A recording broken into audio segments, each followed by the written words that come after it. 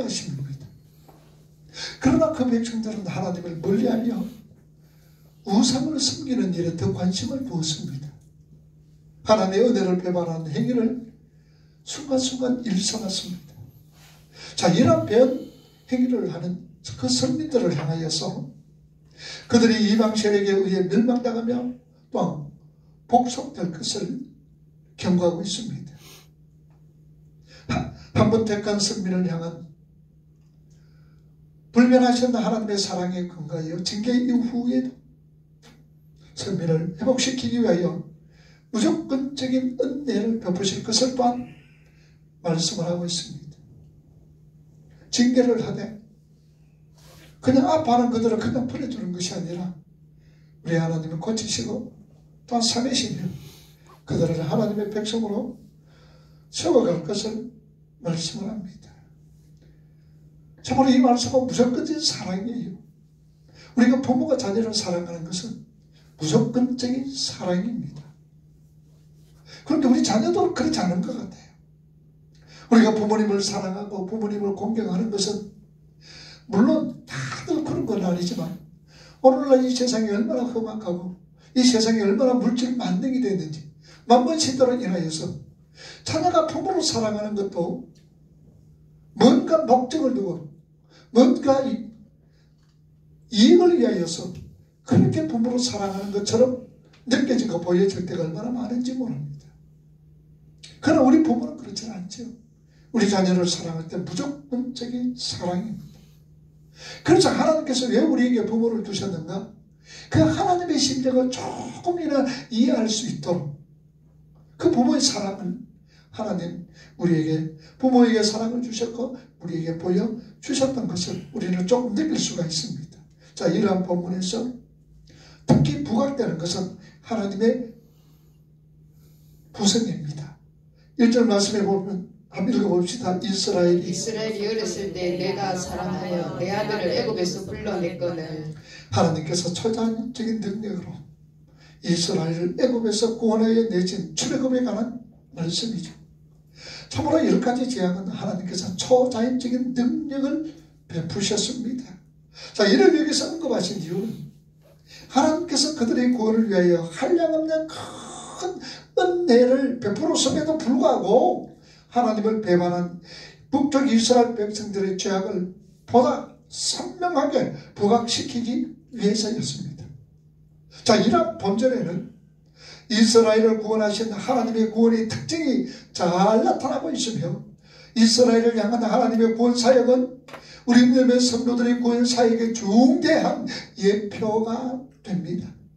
따라서 이스라엘을 위한 하나님의 구원의 사역의 면모를 잘 이해한다면 오늘의 사는 저와 여러분들 우리에게 베푸신 하나님의 구원이 얼마나 은혜롭고 자비로운가를 우리가 이해할 수가 있습니다. 하나님의 구원은 우리가 어렸을 때에 구원하였다. 이게 1절 말씀 어렸을 때 어리다란 이 말의 히브리 말로 나아르란 말입니다. 이게 뭘 의미하고 있느냐? 스스로 아무것도 할 수 없는 때를 얘기를 하고 있습니다. 다시 말하면 하나님은 이스라엘 백성들이 자기를 구원할 아무런 능력이 없을 때 구원하셨다라는 얘기죠. 우리 또한 마찬가지입니다. 우리도 구원에 대해서 아무것도 할 수가 없잖아요. 우리가 어떤 상태였습니까? 흙이요 먼지요 티끌의 상태요. 우리는 어떤 상태였죠? 바로 뼈다귀 같은 상태였으며 또한 허물과 죄로 죽었던 상태였습니다. 이런 상태인 저희들, 이런 상태인 것을 오늘 성경은 어리다 나아라고 표현을 하고 있습니다. 우리 사람들은 스스로 자기를 구원할 능력이 없는 자들입니다. 전적 무능한 상태에 하나님께서 우리를 구원해 주셨습니다. 내가 사랑하여 이것은 무조건적인 사랑입니다. 조건이 없는 사랑이다라는 얘기죠. 하나님은 이스라엘에 무슨 구원받을 만한 공로나 또한 사랑받을 만한 조건이 있어서 그들을 사랑하시고 구원하신 거 결코 아니죠. 하나님의 구원은 죄와 사망의 억압에서 구원입니다.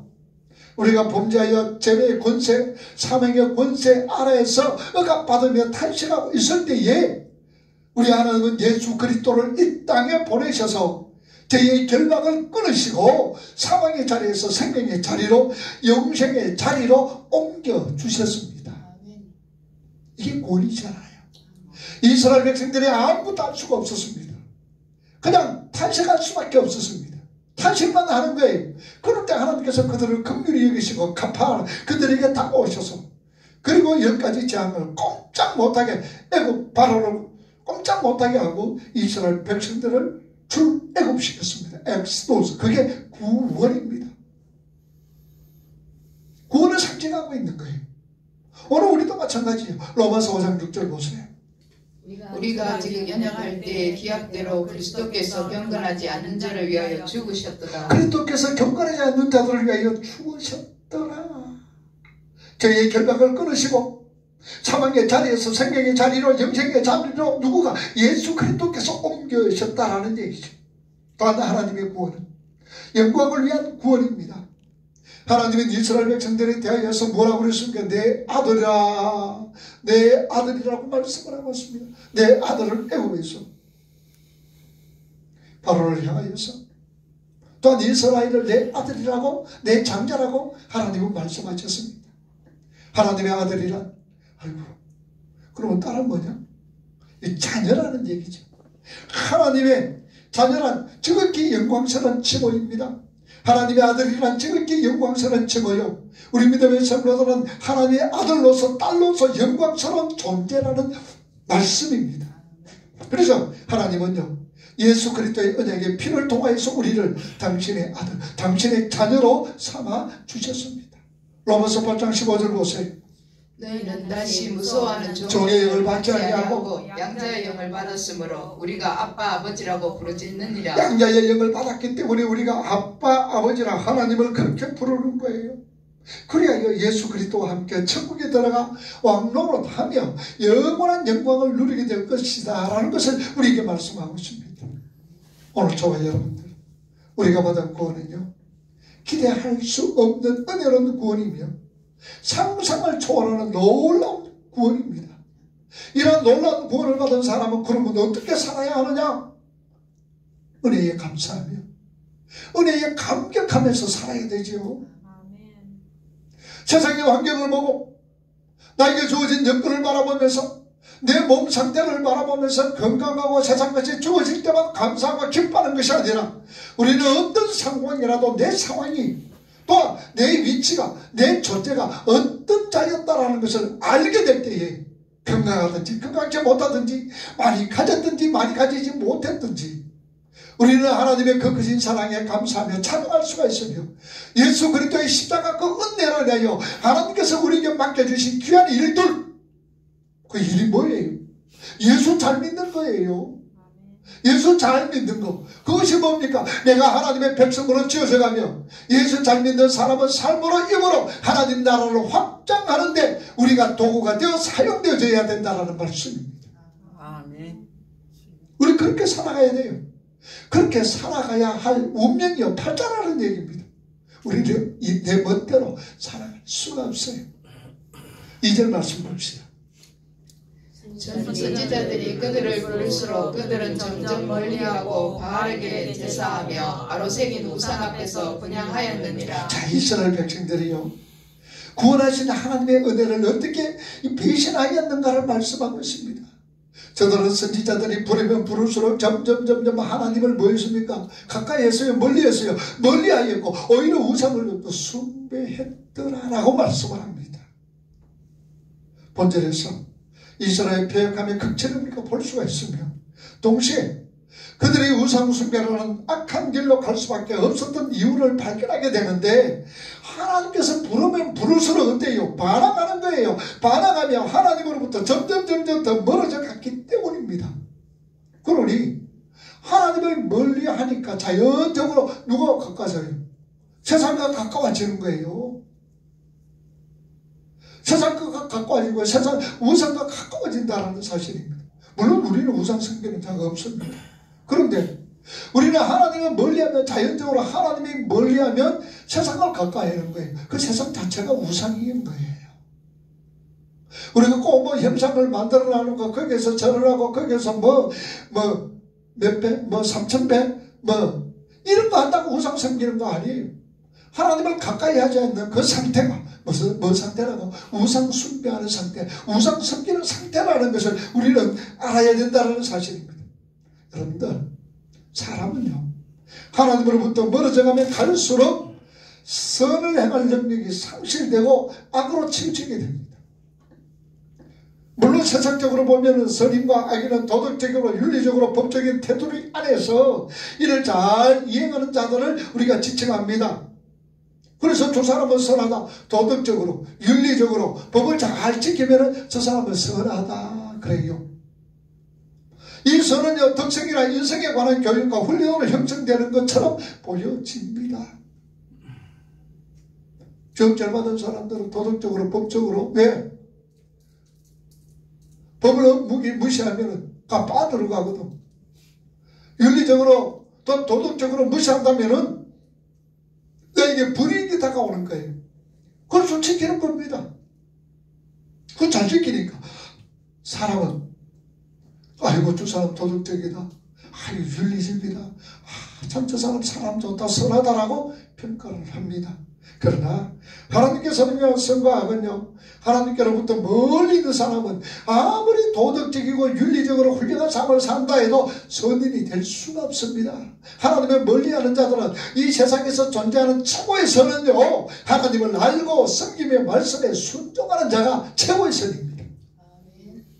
그럼 여러분들, 우리는 순간순간 살아가며 선한 자로 살아가느냐 악한 자로 살아가느냐, 그 기준이 뭐예요? 하나님 자체입니다. 내가 하나님을 가까이 하면은 내 삶은 무슨 삶? 선한 삶. 하나님을 멀리 하면은 나는 악한 자로서 살아간다라는 사실입니다. 그러므로 우리 믿음의 성도들은 언제 어디서든지 하나님과 함께하는 삶, 동행하는 삶, 믿음을 가지고 살아가는 삶을 우리가 살아야 되지요. 잠언 16장 6절 보세요. 인자와 진리로 인하여 죄악이 속하게 되고 여호와를 경외함으로 말미암아 악에서 떠나게 되느니라. 여호와를 경외함으로 통하여 하나님을 가까이 함으로 통하여서 악에서 떠나게 되어진다는 말씀입니다. 목사님, 내가 이 자리에서 떠날 수가 없습니다. 그 말이 무슨 말이에요? 하나님과 멀어지고 있다는 증거예요.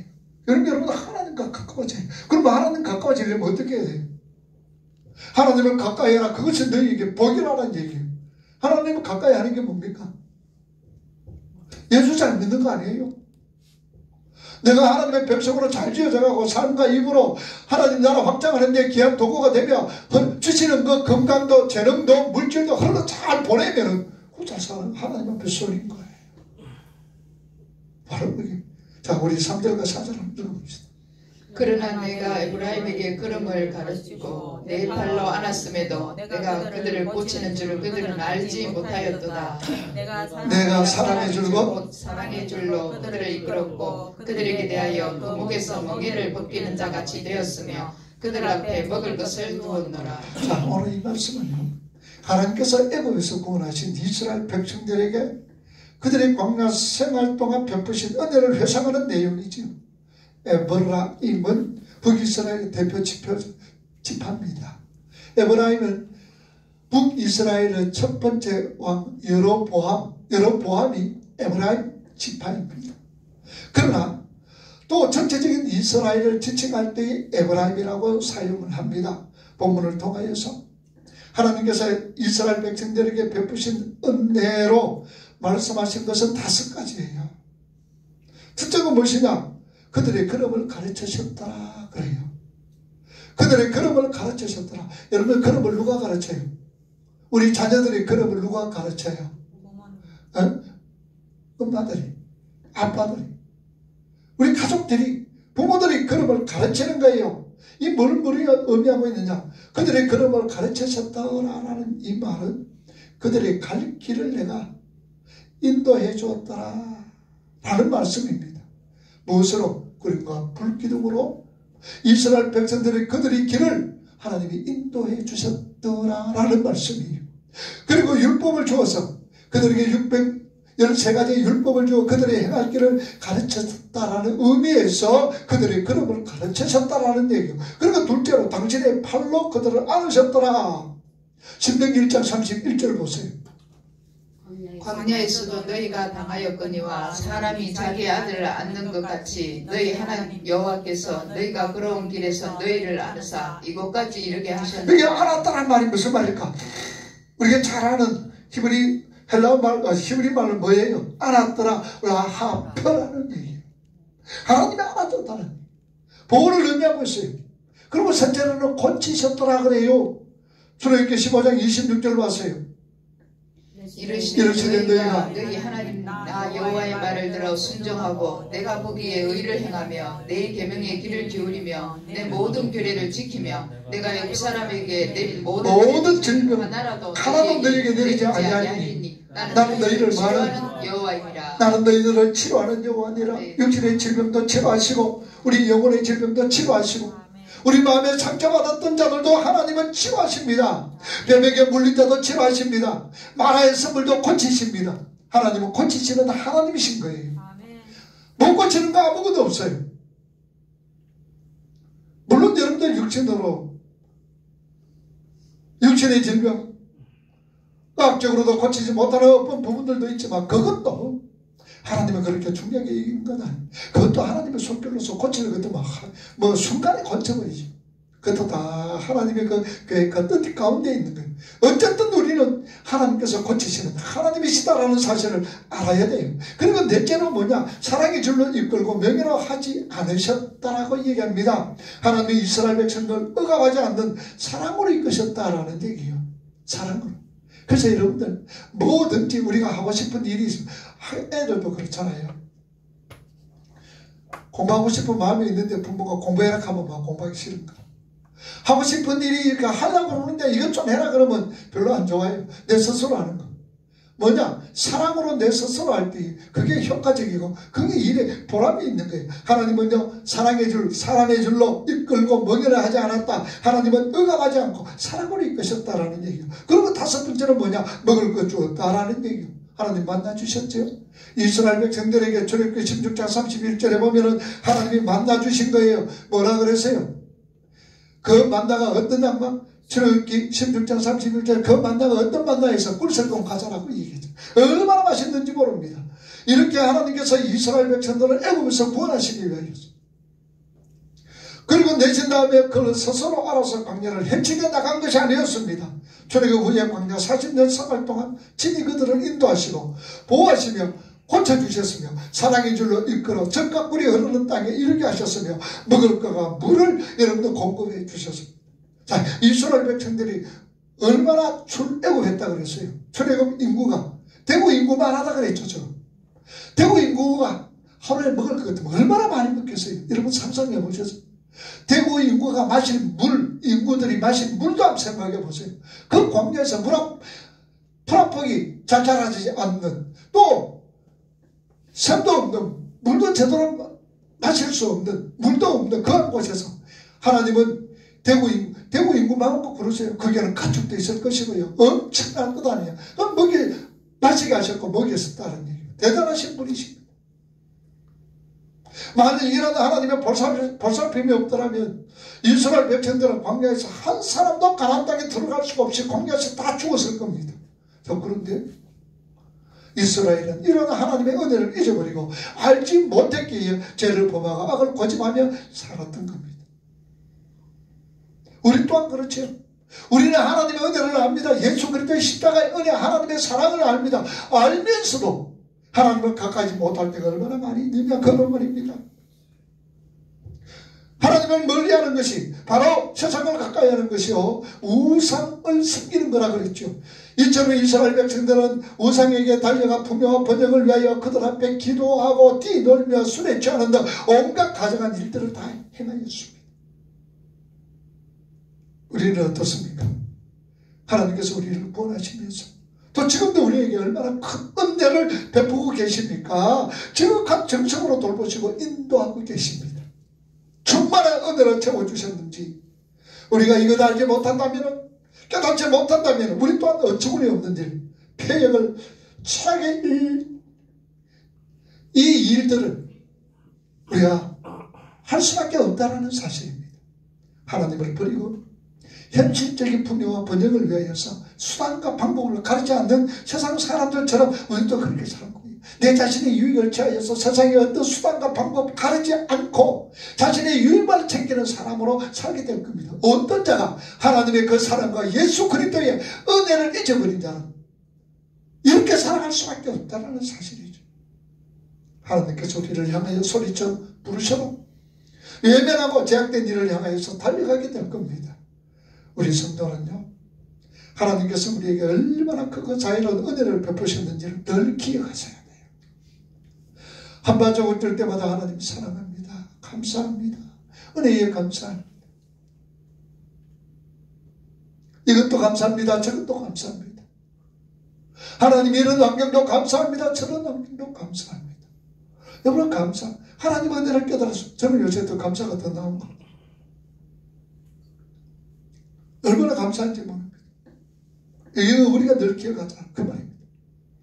그래서 구원받은 후의 삶도 하나님께서 지금까지도 나를 이끌어 주셨는데 앞으로도 하나님께서 나의 삶을 이끌어 주실 것이다. 이건 늘 기억하면서 살아가잖아요. 그처럼 거룩한 기억과 각성이 하나님으로 향하는 자연스러운 감사와 찬양을 드리며 그리고 하나님 앞에 합당한 삶 코람되어 선하고 의로운 삶을 살도록 우리가 하나님 백성으로 쳐져가면서 우리를 인도하고 보호하며 굳건히 하나님은 우리를 세워갈 겁니다. 뭘 깨닫잖아요? 하나님의 그 크신 사랑과 십자가의 은혜를 늘 깨닫자가 말입니다. 3월상 12장 24절 보세요.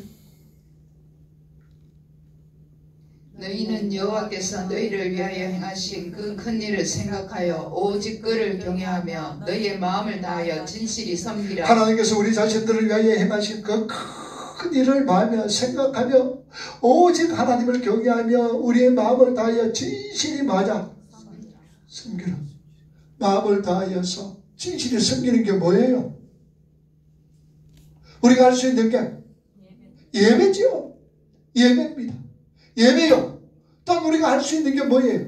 입으로 삶으로 예수를 전가하는 것, 하나님 나라 확정을 위해 사용하는 것, 그거라는 사실입니다. 시편 9편 10절과 11절 보세요. 여호와여 주의 이름을 아는 자는 주를 의지하오리니 이는 주를 찾는 자들을 버리지 아니하시리이다. 너희는 시온에 계신 여호와를 찬송하며 그의 행사를 백성 중에 선포할지어다. 그 중에 백성 중에 선포할지어다. 뭐로 선포해요? 우리 삶과 입으로 선포하는 거예요. 자, 4절 말씀 읽어봅시다. 내가 사랑의 줄 곧 사랑의 줄로 그들을 이끌었고 그들에게 대하여 그 목에서 멍에를 벗기는 자같이 되었으며 그들 앞에 먹을 것을 두었노라. 자, 사랑의 줄, 사람의 줄, 짐승과 대전을 이루는 표현이죠. 여러분 저는 이게 한 번씩 운동을 합니다. 그래 뭐 다른 운동보다 그거 가면 뭘 전부 다 한 마리씩 들고 나오는 거예요. 그죠? 한 마리씩 들고 오는데 그 개는 어때요? 목줄 딱 해가지고, 그죠? 그래도 요새는 좀 나왔다고. 옛날에는 줄이 그냥 늘어지는 줄이 아니라 딱 어디 가면 땡기고 이래 오는 줄인데, 그래도 요새는 조금 좀 자유로워졌는지 그냥 길게 갔다. 그래도 어떻습니까? 집어 들어가려면 딱 땡기잖아요. 이건 짐승의 줄과 대조하는 거예요. 목에 멍에를 얹기도 합니다. 짐승의 줄을 매기도 합니다. 짐승들은요. 그리고 강제로 잡아끌어 필요하다면 천천히 가기도 하죠. 그래야 주인이 원하는 대로 갑니다. 하나님께서 자기 백성으로 하여금 하나님께서 목적하신 곳에 이르게 하기 위해서는 줄을 매어 끄신다는 사실입니다. 줄을 매어. 그런데 이 줄은 무슨 줄? 사람의 줄? 사랑의 줄이라 표현하고 있습니다. 오늘도 우리에게는요, 이 사랑의 줄로 당신과 묶어 그것으로 우리를 이끄십니다. 하나님은요, 우리를 이래 그냥 사랑의 줄을 이래 묶어가는 것이 아니라 한편으로는 누구 묶었어요? 나를 묶고 한편으로는 하나님께서 다 묶고 우리가 같이 가도록 그렇게 하신다는 얘기. 손잡고 그냥 이끄는 대로 자 이게 같이 가지. 같이 가는 거예요. 우리가 힘들고 어려울 때는 어때요? 같이 가는 거. 우리가 힘들다. 그럼 하나님은 우리를 어때요? 그냥 막 그질고 가요? 업고 가는 거예요. 업고 가는 거예요. 품고 간다 그 말입니다. 이게 우리가 달라요. 바로 그 말입니다. 사랑의 줄입니다. 오늘도 사랑의 줄로 당신과 하나님께서 우리를 묶어 우리를 안고 가고 업고 가고 피곤하고 고단하면은 그렇게 하시는 거예요. 이끌어 가시는 거예요. 이 줄로 때로는 우리가 억압하는 것처럼 보이기도 하고 고통스럽기도 합니다. 징계를 받고 고통을 당하지 않는 것이 오히려 이상할 정도입니다. 그런데 어떻습니까? 막 투정 부를 때 아이가 가다가 투정 부를 때는 번뜩 안아가지고 이놈 묻었어. 너 뭐 그러가나? 또 그렇기도 하고 어버 가자 둥실둥실 거리면서 가. 때로는 엉덩이도 한짝 때리고 때로는 사랑으로서 그냥 둥실둥실 거리면서 가고 있다라는 사실. 어떤 모양으로든지 하나님은 그 사랑의 줄로 궁극적으로 우리를 바른 길로 이끌어내 마침내 하나님의 백성으로 이끌어가며 천국에 이르게 가게 하신다는 사실. 우리 목적지는 어디에요? 천국이잖아요. 에스겔 20장 37절 보세요. 내가 너희를 막대기 아래로 지나가게 하며 언약의 줄로 매려니와. 막대기야 아래로 지나가게 하고 언약의 줄로 매게 한다. 어디까지? 천국 가기까지. 천국 가는 그날까지 주여 지켜 주옵소서. 그러므로 우리는 이 사랑의 줄로 하나님과 묶어 놓으셨다라는 본문의 말씀을 통하여서 우리의 삶 속에 베푸시는 그 하나님의 신실하신 인도하심을 우리가 헤아려야 합니다. 현실적인 어려움보다도 하나님께서 우리에게 원하시는 뜻이 무엇인지를 알고 하나님께서 우리에게 베풀어 주신 지극한 사랑과 베푸신 그 은혜를 기억하며 감사하며 찬양하며 더 가까이 하나님께로 나가야 할 줄을 압니다. 환경 바라보지 마시고 주어진 여건 바라보지 마시고 내 가진 것 이것만 바라보지 마시고 오직 우리는 주님만 바라보고 그 사랑에 젖고 그 십자가의 은혜에 젖어 하나님의 이끄심 따라서 잘 이끌림 받는 오늘 저와 여러분이 되기를 주님의 이름으로 축복합니다. 기도합시다.